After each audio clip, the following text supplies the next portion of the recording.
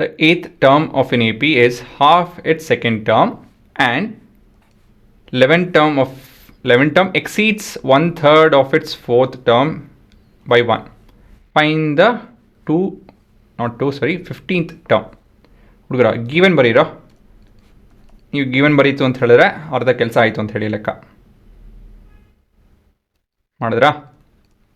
So given ಏನಿದೆ? given eighth term of the AP is half its second term.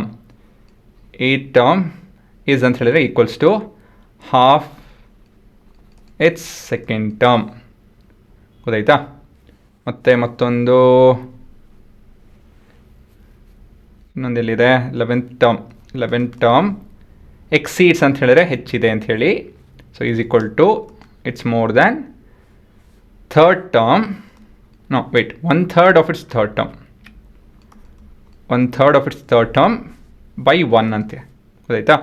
11th term exceeds plus 1, exceeds by 1 from what? From 1/3 of the fourth term. ಸರಿ ಇದೆಯಲ್ವಾ? Okay. ಇವಾಗ ಏನಿದ್ರೆ ಏನು ಕಂಡುಹಿಡಬೇಕು? A15 ಕಂಡುಹಿಡಬೇಕು. ಅದಕ್ಕೋಸ್ಕರ ನಾವು A ಮತ್ತು D ಕಂಡುಹಿಡಬೇಕಾಗುತ್ತೆ. So this is a simple linear equation in 2 variable ಅಷ್ಟೇ. Given ಬರೆಯೋದೇ ಕಷ್ಟ. ಗಿವನ್ ಬರೆದಾದ್ಮೇಲೆ ಸುಲಭ. ಅದು ನಮ್ಮ ಫಾರ್ಮುಲಾ. ಮೊದಲನೇದಾಗಿ ನಾನು ಇದನ್ನು ರೀರೈಟ್ ಮಾಡ್ಕೊತೀನಿ ಅಂತ ಹೇಳಿದ್ರೆ A2 is equal to 2 times of 8. So ಈ ಥರದ್ದೆಲ್ಲ ಮಾಡ್ತು ಅಂತ ಹೇಳಿದ್ರೆ ನಿಮ್ಮ ಕೆಲಸ ಸುಲಭ ಆಗುತ್ತೆ. ಸೊ ಅದಕ್ಕೆ ಸ್ಟಾರ್ ಕೊಡ್ತಾಯಿನಿ. ಸೊ ಇದು A ಪ್ಲಸ್ D ಆಗುತ್ತಲ್ವ, ಇದು 2 times of A plus 7D ಅಲ್ವಾ? ಇದನ್ನು ಸ್ವಲ್ಪ ಸಿಂಪ್ಲಿಫೈ ಮಾಡಬೇಕಾಗುತ್ತೆ. A plus D is equal to 2A plus 14D. So ಗಿಸ್ಪೋಸ್ ಮಾಡಿಕೊಂಡು -13D is equal to 1A. Okay, so that would be your equation 1. ಮತ್ತಿವಾಗ equation 2 ಎಸ್ ಇದೆಯಲ್ಲ, ಇದನ್ನು ನಾನು B ಅಂತ ಬರಿತೀನಿ. ಈಕ್ವೇಷನ್ B ಇಂಟು 4 ಮಾಡ್ತೀನಿ, 3 ಮಾಡ್ತೀನಿ. ಏನಕ್ಕೆ ಹೇಳಿ ನೋಡೋಣ. ಇಲ್ಲಿ ಡಿನೋಮಿನೇಟರ್ 3 ಇದೆಯಲ್ಲ, ಅದನ್ನು ಹೋಗ್ಸೋದಕ್ಕೆ. So this will be 3A 3 times of A11 is equal to A by 4 plus 3. ಸುಲಭ ಆಗುತ್ತೆ ಕ್ಯಾಲ್ಕುಲೇಷನಲ್ಲಿ.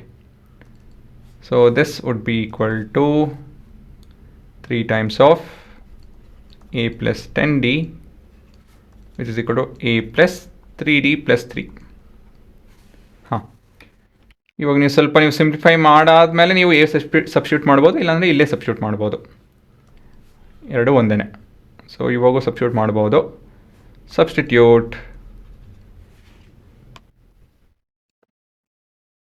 substitute A from 1. ಸೊ ಇದರಿಂದ ಏನಾಗುತ್ತೆ? So 3 times of -13D plus 10D is equal to -13D plus 3D plus 3. So ಇದು -9, ಇದು -10 plus 3. ಇದನ್ನು transpose ಮಾಡ್ತು ಅಂತ ಹೇಳಿದ್ರೆ 1D is equal to 3. ಅಷ್ಟೇ. D ವ್ಯಾಲ್ಯೂ ಕಂಡುಹಿಡಿದ್ರಿ, A ವ್ಯಾಲ್ಯೂ ಕಂಡುಹಿಡಿದ್ರಿ. ಇನ್ನೇನಿದ್ರೂ A15 ಕಂಡುಹಿಡಬೇಕು. A15 is equal to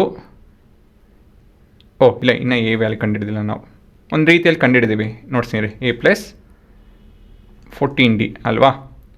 A value ಏನು? -13 into D plus 14D which in turn is equal to D.